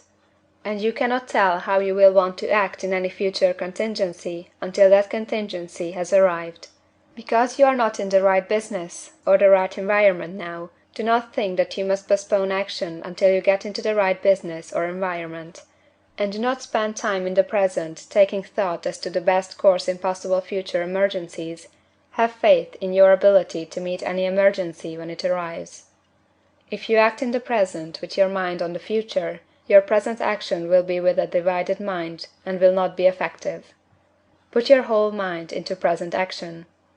Do not give your creative impulse to original substance, and then sit down and wait for results. If you do, you will never get them. Act now. There is never any time but now, and there never will be any time but now. If you are ever to begin to make ready for the reception of what you want, you must begin now. And your action, whatever it is, must most likely be in your present business or employment, and must be upon the persons and things in your present environment. You cannot act where you are not, you cannot act where you have been, and you cannot act where you are going to be. You can act only where you are. Do not bother as to whether yesterday's work was well done or ill done. Do today's work well. Do not try to do tomorrow's work now. There will be plenty of time to do that when you get to it. Do not try, by occult or mystical means, to act on people or things that are out of your reach. Do not wait for a change of environment before you act. Get a change of environment by action. You can so act upon the environment in which you are now as to cause yourself to be transferred to a better environment. Hold with faith and purpose the vision of yourself in the better environment, but act upon your present environment with all your heart, and with all your strength, and with all your mind.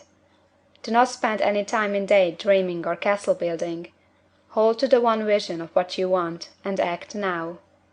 Do not cast about seeking some new thing to do, or some strange, unusual, or remarkable action to perform as a first step toward getting rich.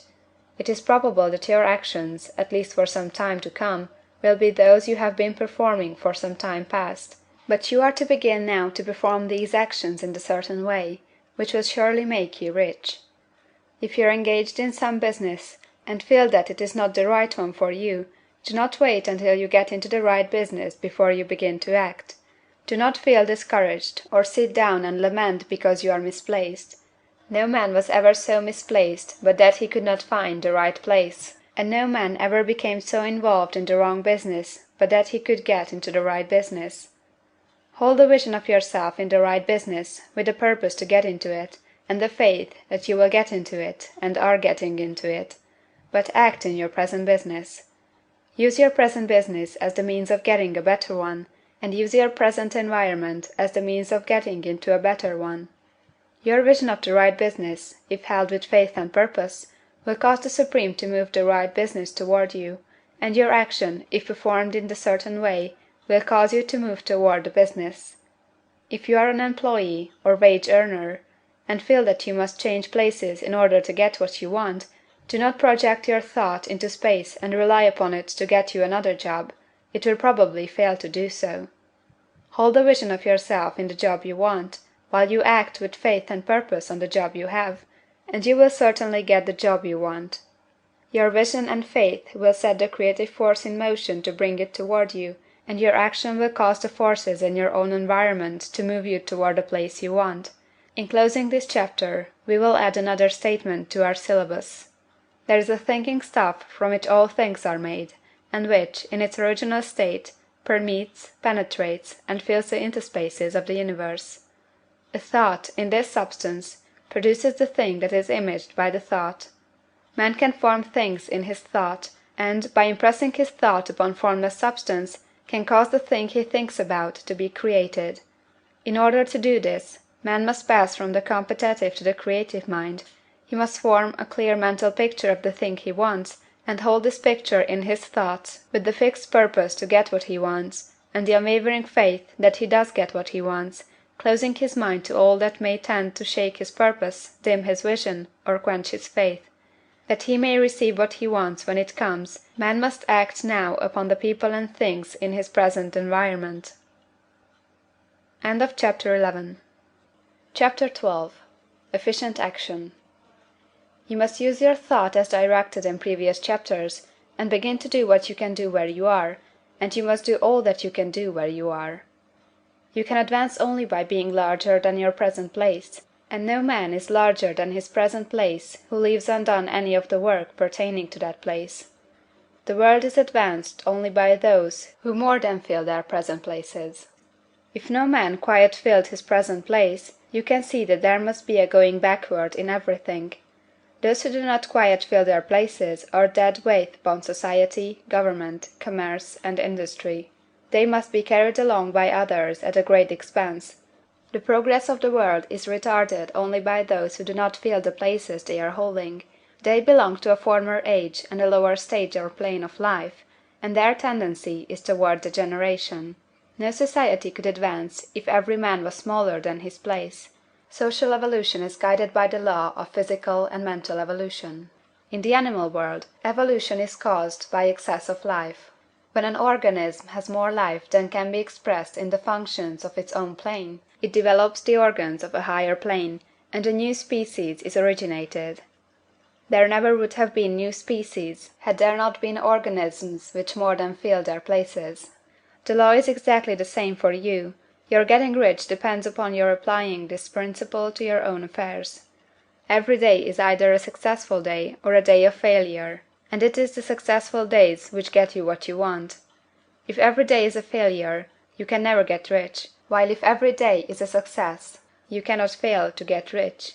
If there is something that may be done today, and you do not do it, you have failed in so far as that thing is concerned, and the consequences may be more disastrous than you can imagine. You cannot foresee the results of even the most trivial act. You do not know the workings of all the forces that have been set moving in your behalf. Much may be depending on your doing some simple act. It may be the very thing which is to open the door of opportunity to very great possibilities. You can never know all the combinations which Supreme Intelligence is making for you in the world of things and of human affairs. Your neglect or failure to do some small thing may cause a long delay in getting what you want. Do, every day, all that can be done that day. There is, however, a limitation or qualification of the above that you must take into account. You are not to overwork, nor to rush blindly into your business in the effort to do the greatest possible number of things in the shortest possible time. You are not to try to do tomorrow's work today, nor to do a week's work in a day. It is really not the number of things you do, but the efficiency of each separate action that counts. Every act is, in itself, either a success or a failure. Every act is, in itself, either effective or inefficient. Every inefficient act is a failure, and if you spend your life in doing inefficient acts, your whole life will be a failure. The more things you do, the worse is for you, if all your acts are inefficient ones. On the other hand, every efficient act is a success in itself, and if every act of your life is an efficient one, your whole life must be a success. The cause of failure is doing too many things in an inefficient manner, and not doing enough things in an efficient manner. You will see that it is a self-evident proposition that if you do not do any inefficient acts, and if you do a sufficient number of efficient acts, you will become rich. If now it is possible for you to make each act an efficient one, you see again that the getting of riches is reduced to an exact science, like mathematics. The matter turns then on the questions whether you can make each separate act a success in itself, and this you can certainly do. You can make each act a success, because all power is working with you, and all power cannot fail. Power is at your service, and to make each act efficient you have only to put power into it. Every action is either strong or weak, and when every one is strong, you are acting in the certain way which will make you rich. Every act can be made strong and efficient by holding your vision while you are doing it, and putting the whole power of your faith and purpose into it. It is at this point that people fail to separate mental power from personal action. They use the power of mind in one place and at one time, and they act in another place and at another time. So their acts are not successful in themselves. Too many of them are inefficient. But if all power goes into every act, no matter how commonplace, every act will be a success in itself. And as in the nature of things every success opens the way to other successes, your progress toward what you want, and the progress of what you want toward you, will become increasingly rapid. Remember that successful action is cumulative in its results. Since the desire for more life is inherent in all things, when a man begins to move toward larger life, more things attach themselves to him, and the influence of his desire is multiplied. Do, every day, all that you can do that day, and do each act in an efficient manner. In saying that you must hold your vision while you are doing each act, however trivial or commonplace, I do not mean to say that it is necessary at all times to see the vision distinctly to all its smallest details. It should be the work of your leisure hours to use your imagination on the details of your vision, and to contemplate them until they are firmly fixed upon memory. If you wish speedy results, spend practically all your spare time in this practice. By continuous contemplation you will get the picture of what you want, even to the smallest details, so firmly fixed upon your mind, and so completely transferred to the mind of formless substance, that in your working hours you need only to mentally refer to the picture to stimulate your faith and purpose, and cause your best effort to be put forth. Contemplate your picture in your leisure hours until your consciousness is so full of that you can grasp it instantly. You will become so enthused in its bright promises that the mere thought of it will call forth the strongest energies of your whole being. Let us again repeat our syllabus, and by slightly changing the closing statements, bring it to the point we have now reached. There is a thinking stuff from which all things are made, and which, in its original state, permeates, penetrates, and fills the interspaces of the universe. A thought, in this substance, produces the thing that is imaged by the thought. Man can form things in his thought, and, by impressing his thought upon formless substance, can cause the thing he thinks about to be created. In order to do this, man must pass from the competitive to the creative mind. He must form a clear mental picture of the things he wants, and do, with faith and purpose, all that can be done each day, doing each separate thing in an efficient manner. End of Chapter 12. Chapter 13. Getting into the right business. Success in any particular business depends for one thing upon your possessing in a well-developed state the faculties required in that business. Without good musical faculty, no one can succeed as a teacher of music. Without well-developed mechanical faculties, No one can achieve great success in any of the mechanical trades. Without tact and the commercial faculties, no one can succeed in mercantile pursuits. But to possess in a well-developed state the faculties required in your particular vocation does not insure getting rich. There are musicians who have remarkable talent, and who yet remain poor. There are blacksmiths, carpenters, and so on who have excellent mechanical ability, but who do not get rich, and there are merchants with good faculties for dealing with men who nevertheless fail. The different faculties are tools. It is essential to have good tools, but it is also essential that the tools should be used in the right way. One man can take a sharp saw, a square, a good plane, and so on, and build a handsome article of furniture. Another man can take the same tools and set to work to duplicate the article, but his production will be a botch. He does not know how to use good tools in a successful way. The various faculties of your mind are the tools with which you must do the work which is to make you rich. It will be easier for you to succeed if you get into a business for which you are well equipped with mental tools. Generally speaking, you will do best in that business which will use your strongest faculties, the one for which you are naturally best fitted. But there are limitations to this statement also. No man should regard his vocation as being irrevocably fixed by the tendencies with which he was born. You can get rich in any business, for if you have not the right talent, you can develop that talent. It merely means that you will have to make your tools as you go along, instead of confining yourself to the use of those with which you were born. It will be easier for you to succeed in a vocation for which you already have the talents in a well-developed state, but you can succeed in any vocation, for you can develop any rudimentary talent, and there is no talent of which you have not at least the rudiment. You will get rich most easily in point of effort if you do that for which you are best fitted, but you will get rich most satisfactory if you do that which you want to do. Doing what you want to do is life, and there is no real satisfaction in living if we are compelled to be forever doing something which we do not like to do, and can never do what we want to do. And it is certain that you can do what you want to do. The desire to do it is proof that you have within you the power which can do it.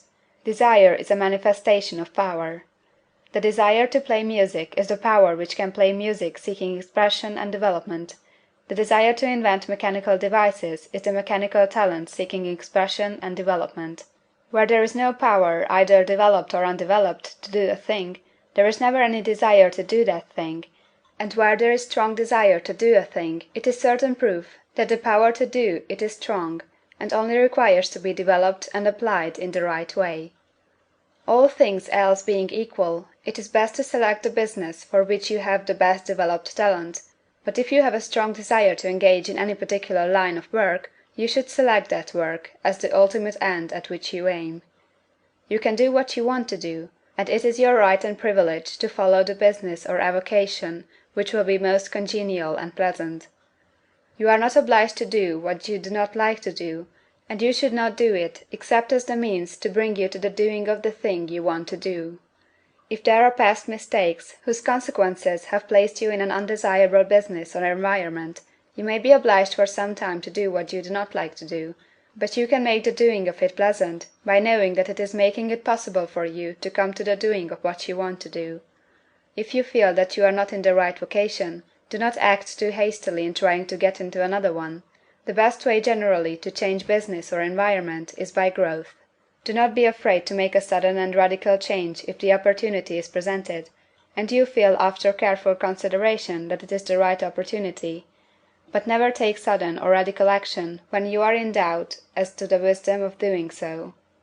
There is never any hurry on the creative plane, and there is no lack of opportunity. When you get out of the competitive mind, you will understand that you never need to act hastily. No one else is going to beat you to the thing you want to do. There is enough for all. If one space is taken, another and a better one will be opened for you a little farther on. There is plenty of time. When you are in doubt, wait. Fall back on the contemplation of your vision, and increase your faith and purpose, and by all means, in times of doubt and indecision, cultivate gratitude. A day or two spent in contemplating the vision of what you want, and in earnest thanksgiving that you are getting it, will bring your mind into such close relationship with the Supreme that you will make no mistake when you do act. There is a mind which knows all there is to know, and you can come into close unity with this mind by faith and the purpose to advance in life, if you have deep gratitude. Mistakes come from acting hastily, or from acting in fear or doubt, or in forgetfulness of the right motive, which is more life to all, and less to none. As you go on in the certain way, opportunities will come to you in increasing number, and you will need to be very steady in your faith and purpose, and to keep in close touch with the all mind by reverent gratitude.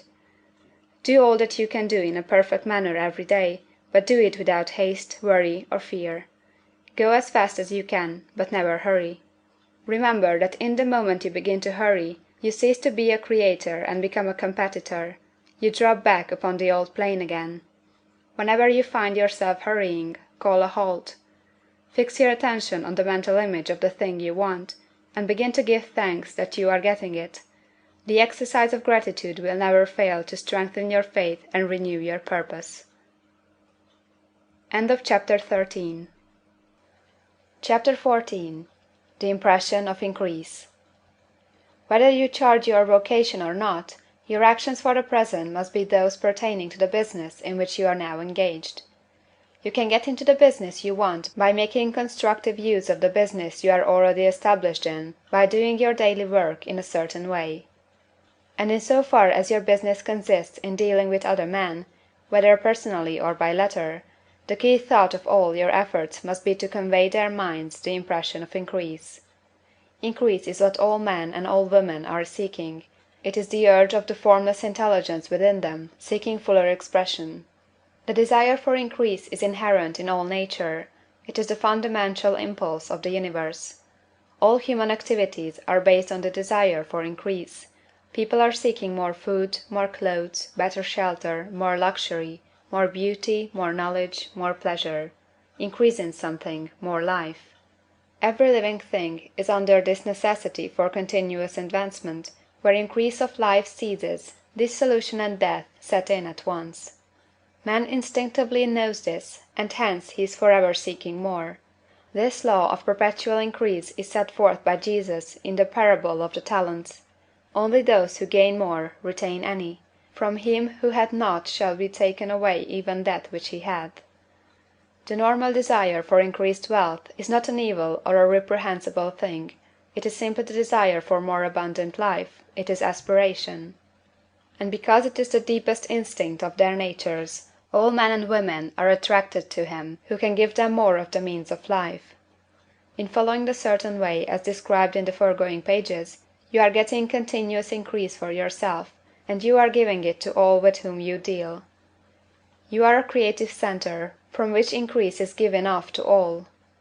Be sure of this, and convey assurance of the fact to every man, woman, and child with whom you come in contact. No matter how small the transaction, even if it be only the selling of a stick of candy to a little child, put into it the thought of increase, and make sure that the customer is impressed with the thought. Convey the impression of advancement with everything you do, so that all people shall receive the impression that you are an advancing man, and that you advance all who deal with you. Even to the people whom you met in a social way, without any thought of business, and to whom you do not try to sell anything, give the thought of increase. You can convey this impression by holding the unshakable faith that you, yourself, are in the way of increase, and by letting this faith aspire, fill, and permeate every action. Do everything that you do in a firm conviction that you are an advancing personality, and that you are giving advancement to everybody. Feel that you are getting rich, and that in doing so you are making others rich, and conferring benefits on all. Do not boast or brag of your success, or talk about it unnecessarily. True faith is never boastful. Wherever you find a boastful person, you find one who is secretly doubtful and afraid. Simply feel the faith, and let it work out in every transaction. Let every act and tone and look express the quiet assurance that you are getting rich, that you are already rich. Words will not be necessary to communicate this feeling to others. They will feel the sense of increase when in your presence, and will be attracted to you again. You must so impress others that they will feel that in associating with you they will get increase for themselves. See that you give them a use of value greater than the cash value you are taking from them. Take an honest pride in doing this, and let everybody know it, and you will have no lack of customers. People will go where they are given increase, and the Supreme, which desires increase in all and which knows all, will move toward you men and women who have never heard of you. Your business will increase rapidly, and you will be surprised at the unexpected benefits which will come to you. You will be able from day to day to make larger combinations, secure greater advantages, and to go on into a more congenial vocation if you desire to do so. But in doing all this, you must never lose sight of your vision of what you want, or your faith and purpose to get what you want. Let me here give you another word of caution in regard to motives. Beware of the insidious temptation to seek for power over other men. Nothing is so pleasant to the unformed or partially developed mind as the exercise of power or domination over others. The desire to rule for selfish gratification has been the curse of the world. For countless ages, kings and lords have drenched the earth with blood in their battles to extend their dominions. This not to seek more life for all, but to get more power for themselves. Today, the main motive in the business and industrial world is the same. Men marshal their armies of dollars, and lay waste the lives and hearts of millions in the same mad scramble for power over others. Commercial kings, like political kings, are inspired by the lust for power. Jesus saw in this desire for mastery the moving impulse of that evil world he sought to overthrow. Read the 23rd chapter of Matthew, and see how he pictures the lust of the Pharisees to be called master, to sit in the high places, to domineer over others, and to lay burdens on the backs of the less fortunate. And note how he compares this lust for domination with the brotherly seeking for the common good to which he calls his disciples. Look out for the temptation to seek for authority, to become a master, to be considered as one who is above the common herd, to impress others by lavish display, and so on. The mind that seeks for mastery over others is the competitive mind, and the competitive mind is not the creative one. In order to master your environment and your destiny, it is not at all necessary that you should rule over your fellow men, and indeed, when you fall into the world's struggle for the high places, you begin to be conquered by fate and environment, and your getting rich becomes a matter of chance and speculation. Beware of the competitive mind. No better statement of the principle of creative action can be formulated than the favorite declaration of the late Golden Rule Jones of Toledo: "What I want for myself, I want for everybody." Chapter 15. The Advancing Man. What I have said in the last chapter applies as well to the professional man and the wage earner as to the man who is engaged in mercantile business. No matter whether you are a physician, a teacher, or a clergyman, if you can give increase of life to others and make them sensible of the fact, they will be attracted to you, and you will get rich. The physician who holds the vision of himself as a great and successful healer, and who works toward the complete realization of that vision with faith and purpose, as described in the former chapters, will come into such close touch with the source of life that he will be phenomenally successful. Patients will come to him in throngs. No one has a greater opportunity to carry into effect the teaching of this book than the practitioner of medicine. It does not matter to which of the various schools he may belong, for the principle of healing is common to all of them, and may be reached by all alike. The advancing man in medicine, who holds to a clear mental image of himself as successful, and who obeys the laws of faith, purpose, and gratitude, will cure every curable case he undertakes, no matter what remedies he may use. In the field of religion, the world cries out for the clergyman who can teach his hearers the true science of abundant life. He who masters the details of the science of getting rich, together with allied sciences of being well, of being great, and of winning love, and who teaches these details from the pulpit, will never lack for a congregation. This is the gospel that the world needs. It will give increase of life, and men will hear it gladly, and will give liberal support to the man who brings it to them. What is now needed is the demonstration of science of life from the pulpit. We want preachers who can not only tell us how, but who in their own persons will show us how. We need the preacher who will himself be rich, healthy, great, and beloved, to teach us how to attain these things, and when he comes he will find a numerous and loyal following. The same is true for the teacher who can inspire the children with the faith and purpose of the advancing life. He will never be out of a job. And any teacher who has this faith and purpose can give it to his pupils. He cannot help giving it to them if it is a part of his own life and practice. What is true of the teacher, preacher, and physician is true of the lawyer, dentist, real estate man, insurance agent, of everybody. The combined mental and personal action I have described is infallible. It cannot fail. Every man and woman who follows these instructions steadily, perseveringly, and to the letter, will get rich. The law of the increase of life is as mathematically certain in its operation as the law of gravitation. Getting rich is an exact science. The wage earner will find this as true of his case as of any of the others mentioned. Do not feel that you have no chance to get rich because you are working where there is no visible opportunity for advancement, where wages are small and the cost of living high. Form your clear mental vision of what you want, and begin to act with faith and purpose. Do all the work you can do, every day, and do each piece of work in a perfectly successful manner. Put the power of success, and the purpose to get rich, into everything that you do. But do not do this merely with the idea of currying favor with your employer, in the hope that he, or those above you, will see your good work and advance you. It is not likely that they will do so. The man who is merely a good workman, filling his place to the very best of his ability, and satisfied with that, is valuable to his employer, and it is not to the employer's interest to promote him. He is worth more where he is. To secure advancement, something more is necessary than to be too large for your place. The man who is certain to advance is the one who is too big for his place, and who has a clear concept of what he wants to be, who knows that he can become what he wants to be, and who is determined to be what he wants to be. Do not try to more than fill your present place with the view of pleasing your employer. Do it with the idea of advancing yourself. Hold the faith and purpose of increase during work hours, after work hours, and before work hours.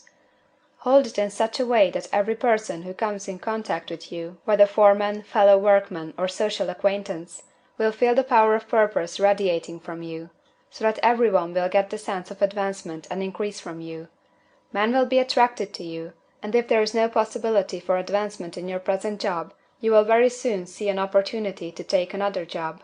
There is a power which never fails to present opportunity to the advancing man who is moving in obedience to law. God cannot help helping you if you act in a certain way. He must do so in order to help himself.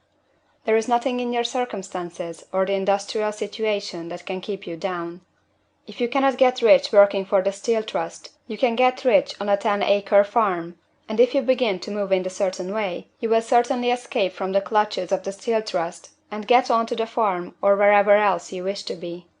If a few thousands of its employees would enter upon the certain way, the Steel Trust would soon be in a bad plight.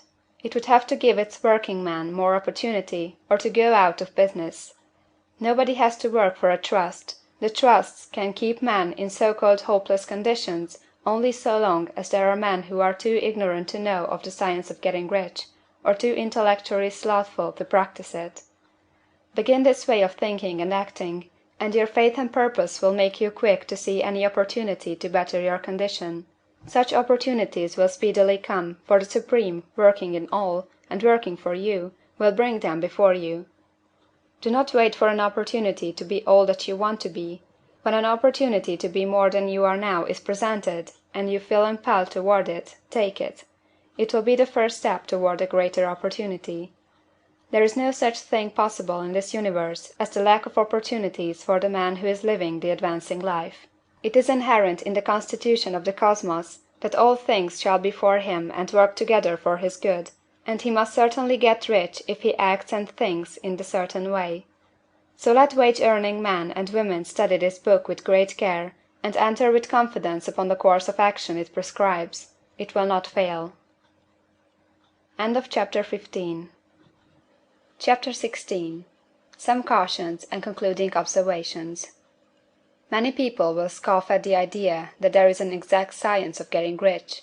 Holding the impression that the supply of wealth is limited, they will insist that social and governmental constitutions must be changed before even any considerable number of people can acquire a competence. But this is not true. It is true that existing governments keep the masses in poverty, but this is because the masses do not think and act in a certain way. If the masses begin to move forward as suggested in this book, neither governments nor industrial systems can check them. All systems must be modified to accommodate the forward movement. If the people have the advancing mind, have the faith that they can become rich, and move forward with the fixed purpose to become rich, nothing can possibly keep them in poverty. Individuals may enter upon the certain way at any time, and under any government, and make themselves rich, and when any considerable number of individuals do so under any government, they will cause the system to be so modified as to open the way for others. The more men who get rich on the competitive plane, the worse for others, and more who get rich in the creative plane, the better for others.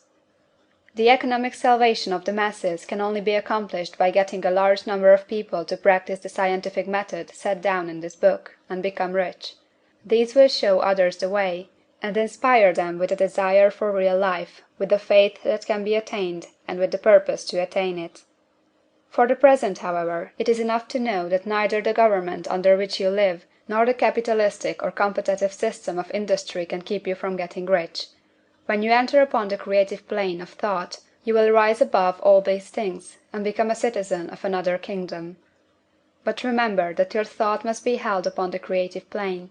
You are never for an instant to be betrayed into regarding the supply as limited, or into acting on the moral level of competition. Whenever you do fall into old ways of thought, correct yourself instantly. For when you are in the competitive mind, you have lost the cooperation of the mind of the whole. Do not spend any time in planning as to how you will meet possible emergencies in the future, except as the necessary policies may affect your actions today. You are concerned with doing today's work in a perfectly successful manner, and not with emergencies which may arise tomorrow. You can attend to them as they come.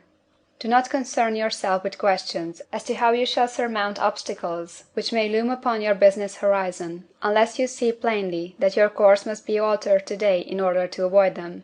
No matter how tremendous an obstruction may appear at the distance, you will find that if you go in the certain way, it will disappear as you approach it, or that a way over, through, or around it will appear. No possible combination of circumstances can defeat a man or woman who is proceeding to get rich along strictly scientific lines. No man or woman who obeys the law can fail to get rich, any more than one can multiply 2 by 2 and fail to get 4. Give no anxious thought to possible disasters, obstacles, panics, or unfavorable combinations of circumstances.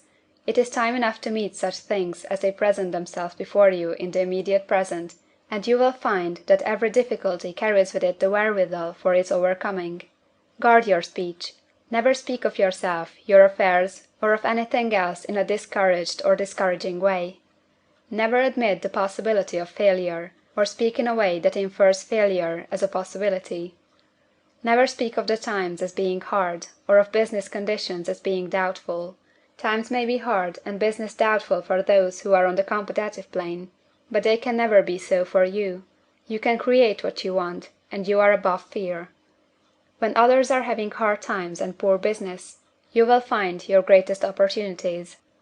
Train yourself to think of and to look upon the world as something which is becoming, which is growing, and to regard something evil as being only that which is undeveloped. Always speak in terms of advancement. To do otherwise is to deny your faith, and to deny your faith is to lose it. Never allow yourself to feel disappointed. You may expect to have a certain thing at a certain time, and not get it at that time, and this will appear to you like failure. But if you hold to your faith, you will find that the failure is only apparent. Go on in the certain way, and if you do not receive that thing, you will receive something so much better that you will see that the seeming failure was really a great success. A student in this science had set his mind on making a certain business combination which seemed to him at the time to be very desirable, and he worked for some weeks to bring it about. When the crucial time came, the thing failed in a perfectly inexplicable way. It was as if some unseen influence had been working secretly against him. He was not disappointed; on the contrary, he thanked God that his desire had been overruled, and went steadily on with a grateful mind. In a few weeks an opportunity so much better came his way that he would not have made the first deal on any account, and he saw that a mind which knew more than he knew had prevented him from losing the greater good by entangling himself with the lesser. That is the way every seeming failure will work out for you, if you keep your faith, hold to your purpose, have gratitude, and do, every day, all that can be done that day, doing each separate act in a successful manner. When you make a failure, it is because you have not asked for enough. Keep on, and a larger thing than you were asking will certainly come to you. Remember this. You will not fail because you lack the necessary talent to do what you wish to do. If you go on as I have directed, you will develop all that talent that is necessary for the doing of your work. It is not within the scope of this book to deal with the science of cultivating talent, but it is as certain and simple as the process of getting rich. However, do not hesitate or waver for fear when you come to any certain place you will fail for lack of ability.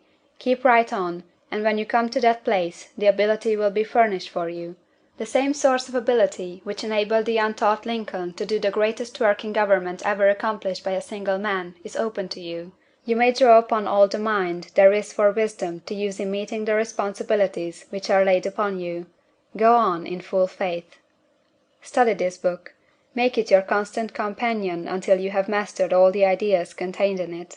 While you are getting firmly established in this faith, you will do well to give up most recreations and pleasure, and to stay away from places where ideas conflicting with these are advanced in lectures or sermons. Do not read pessimistic or conflicting literature, or get into arguments upon the matter. Do very little reading, outside of the writers mentioned in the preface. Spend most of your leisure time in contemplating your vision, and in cultivating gratitude, and in reading this book. It contains all you need to know of the science of getting rich, and you will find all the essentials summed up in the following chapter. End of chapter 16. Chapter 17. Summary of the Science of Getting Rich. There is a thinking stuff from which all things are made, and which, in its original state, permeates, penetrates, and fills the interspaces of the universe. A thought in this substance produces the thing that is imaged by the thought. Man can form things in his thought, and by impressing his thought upon formless substance can cause the thing he thinks about to be created. In order to do this, man must pass from the competitive to the creative mind, otherwise he cannot be in harmony with the formless intelligence, which is always creative and never competitive in spirit. Man may come into full harmony with the formless substance by entertaining a lively and sincere gratitude for the blessings it bestows upon him. Gratitude unifies the mind of man with the intelligence of substance, so that man's thoughts are received by the formless. Man can remain upon the creative plane only by uniting himself with the formless intelligence through a deep and continuous feeling of gratitude. Man must form a clear and definite mental image of the things he wishes to have, to do, or to become, and he must hold this mental image in his thoughts while being deeply grateful to the Supreme that all he desires are granted to him.